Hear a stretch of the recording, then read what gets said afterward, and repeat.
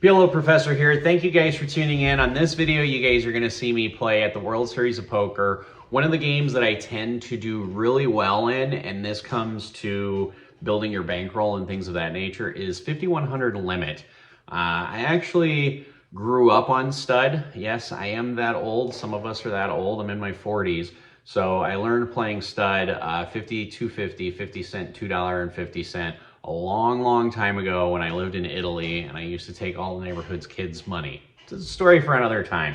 But in any case, in this video, you guys are going to see a couple of things. You're going to see some things of what not to do with 7-card stud, and then some good hands and some good hand history. 7-card stud, 5100 high-low at the series in the King's Lounge has been one of those staple games that tends to be there every year, or they do 5100 OE, which is a round of Omaha high-low and then a round of 7-card stud high-low.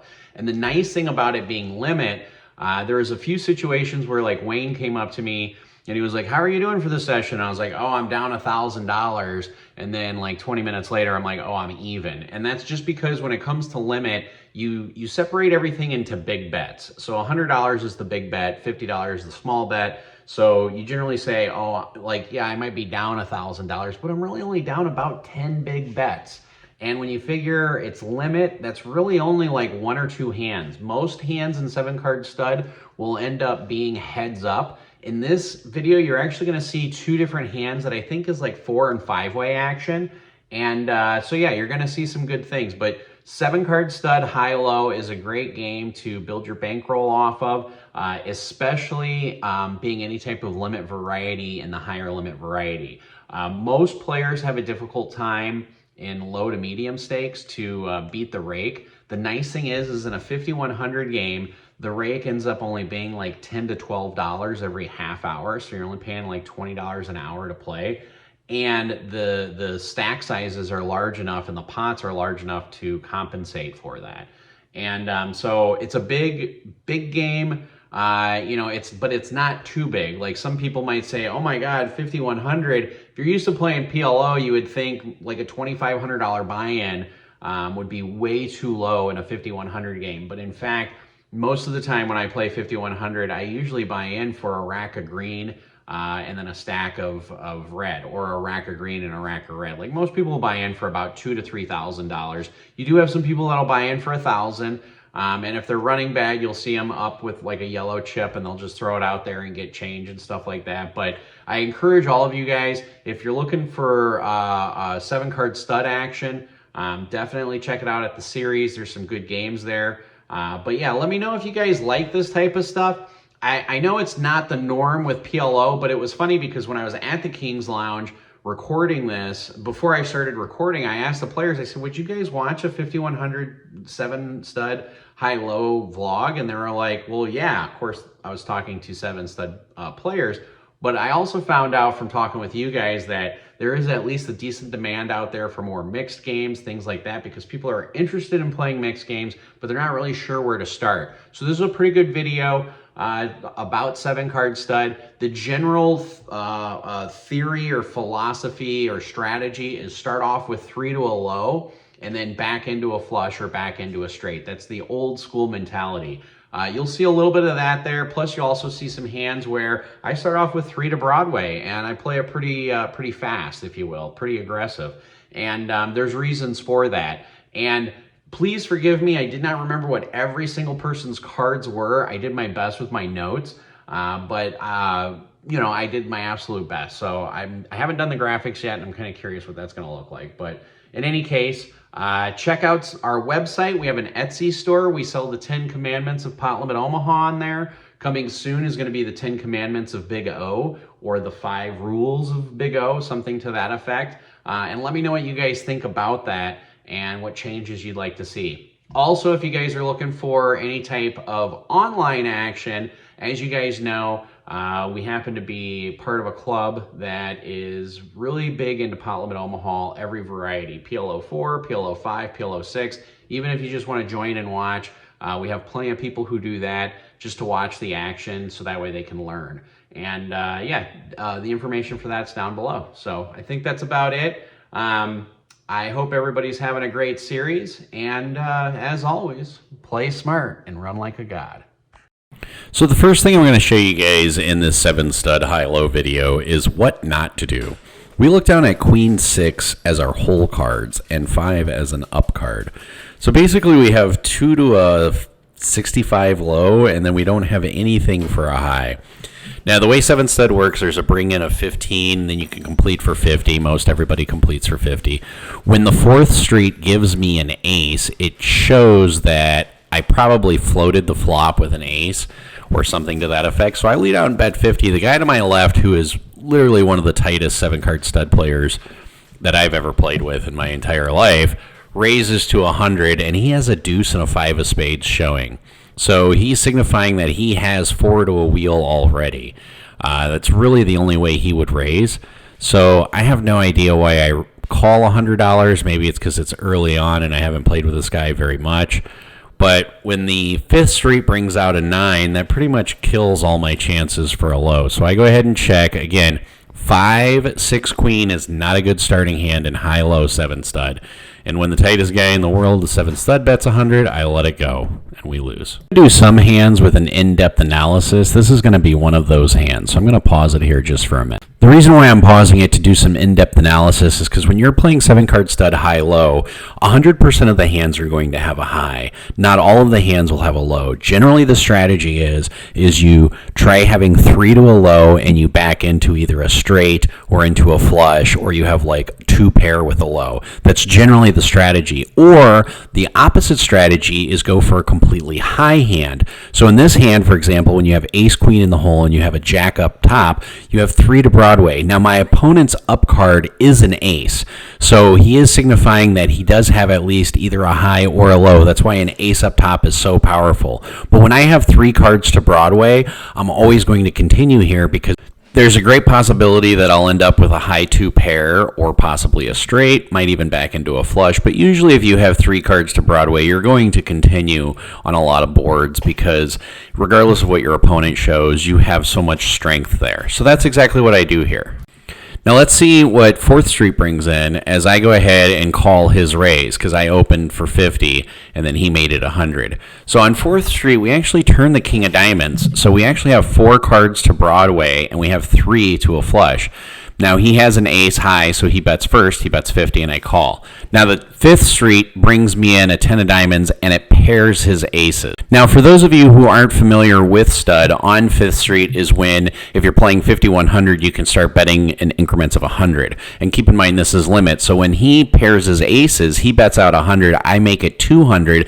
Against most players, I would not necessarily raise here. I actually have 4 to a royal flush right now, and I have Broadway. But the reason why I raise this particular individual is because he is an absolute calling station. He will call no matter what. And so when you have a player like that, whether they're in 7-card stud or in Hold'em or pot limit Omaha, that's the type of player that you need to target. That's part of the reason why I called with 3 Broadway cards, because if I knew if I got a good hand, he's going to pay me off. So I go ahead and make it 200, and he actually sits there and thinks for a little bit when I know for a fact, him being a calling station, then he's going to call. So he does call, and we go to 6th street, and he ends up having, he checks to me, so I bet 100, and then he's going to call again. Usually once they call on 6th street, you can pretty much guarantee, not guarantee, but most of the time they're going to call on 7th. Now, notice I bet without even looking at my 7th card. Usually that shows a pretty significant sign of strength, or an opponent can read it as, oh, you're just bluffing because you're going to bet no matter what. 9 times out of 10, that's probably the case that I'm going to bet no matter what, even if I miss. For example, like if I had the queen of diamonds and like say a pair of kings or something, I still might do that to show strength. But the fact that I know he's a calling station really doesn't matter. He's just going to call me off anyway. So I go ahead and bet 100, and he tanks forever, and he eventually is going to make the call because he's got just a pair of aces, just literally 1 pair of aces, and we're going to end up scooping this one, which is going to be a nice size pot because you can see right there there's $550 of our money plus the antes plus $550 of his money, so we're plus 600 on 1 pot. So this hand right here, we look down at ace jack in the whole card and 10 of clubs up top. So again, we're 3 to Broadway. This is a hand I don't mind completing with. So somebody brought it in for 15, we make it 50, we get 1 caller, we turn an ace. So again, most of the time in 7 stud high low, you're going to be heads up. So the dealer ends up leaving the bets ahead in front. Now, Fifth Street comes out a 5. I go ahead and continue to bet.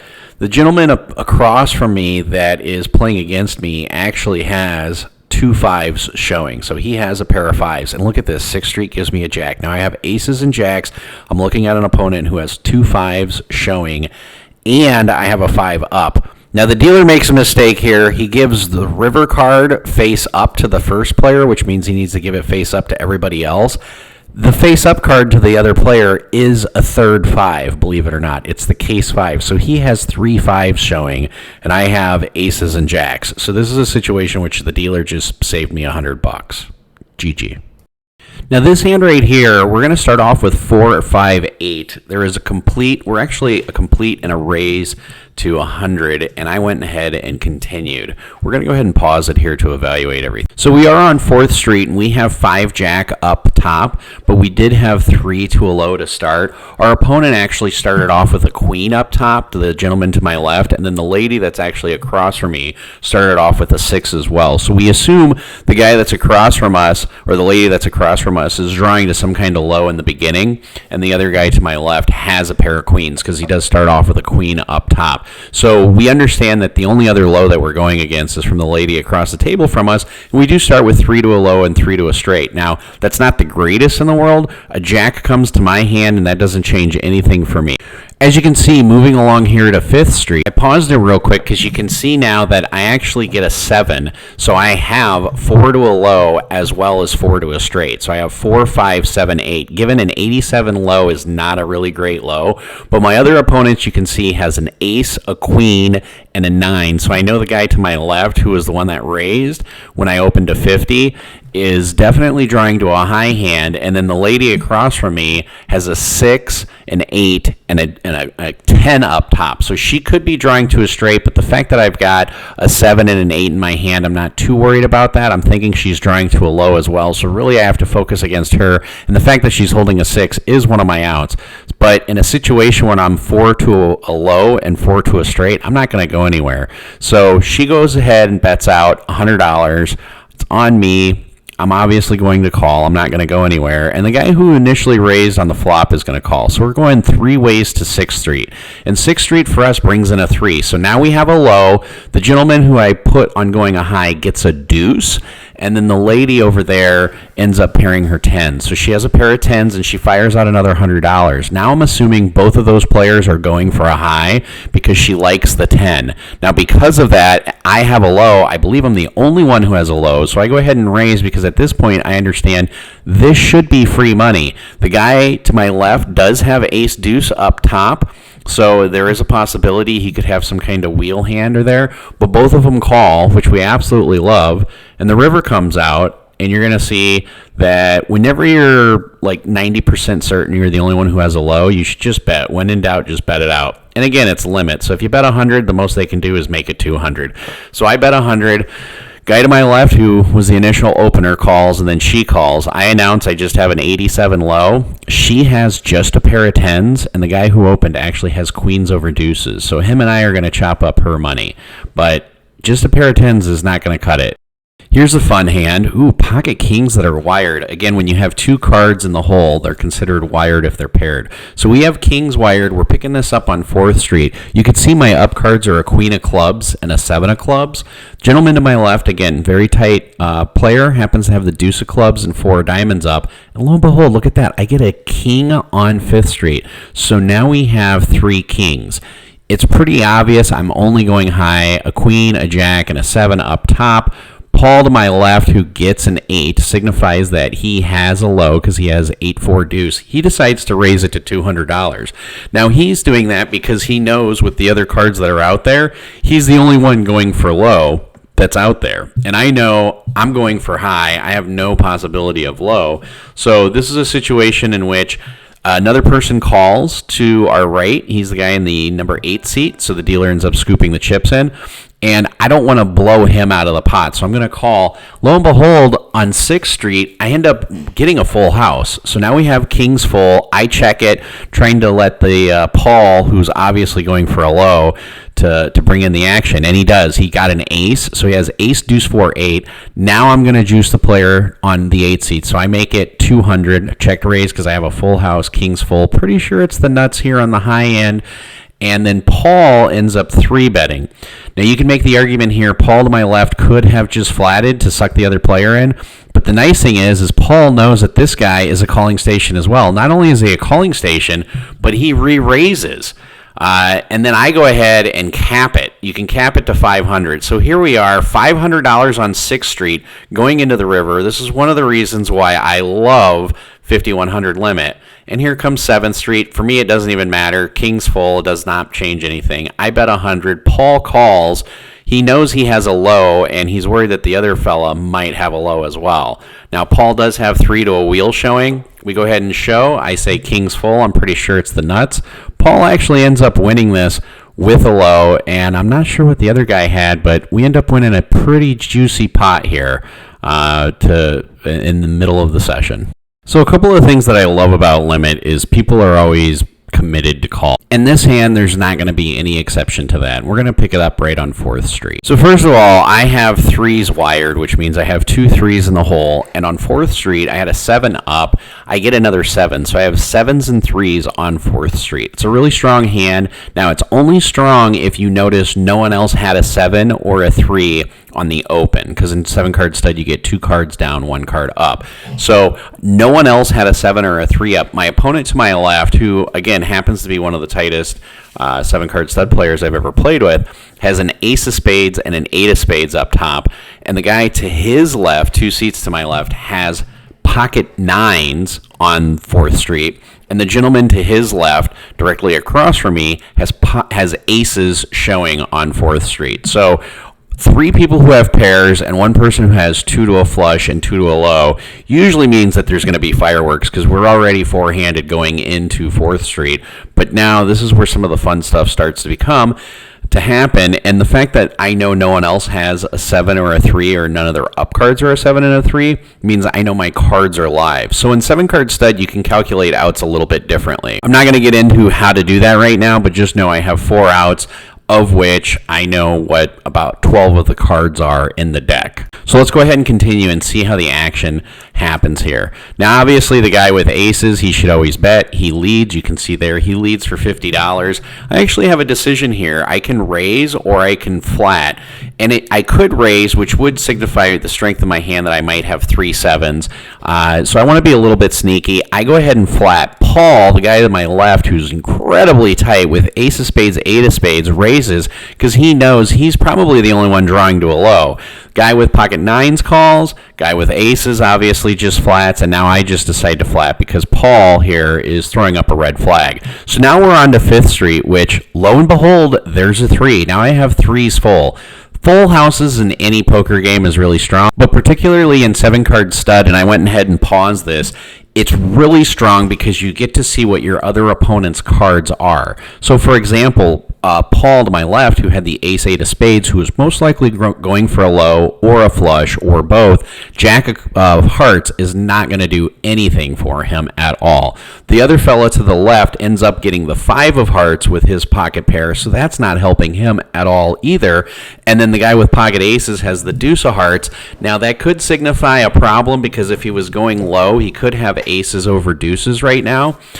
Which is very possible, but the gentleman who has aces showing happens to be an older gentleman. When it comes to 7-card stud, I find that older people tend to be really sticky. They tend to be calling stations. They're polar opposites of OMCs and Hold'em. If you run into an old man in Hold'em who's drinking coffee, he's one of the tightest guys in the world. You run into an old man in 7-card stud who's drinking coffee, he's going to be your calling station, and you need to get paid from him.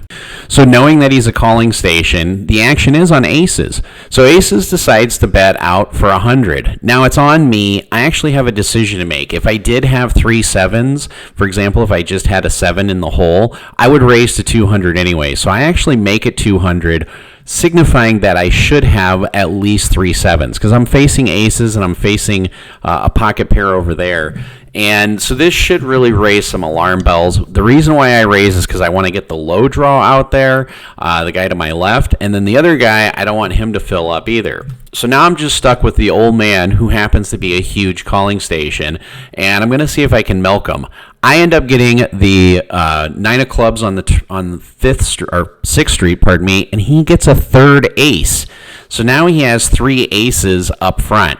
And at this point, I'm not going to go anywhere. I'm not going to fold either, but I go ahead and call. Now, you can see he bets another 100, again, without even looking at his cards, which does signify a little bit that he could have aces full. I tell him I'm checking my cards just to make sure in case I got quads. I call, and 3s full are good here. So we win a nice big one to end the session. Let me know what you guys think about this video in particular. It's one of those things where I know 7-card stud isn't what it used to be, but it's definitely a bankroll builder. Do you guys like seeing this type of stuff? Please let me know. Leave some comments down below, and I'll be happy to do that. I think I'm going to do a chalkboard series coming up on all the dealer choice games. So play smart, everybody, and run like a god.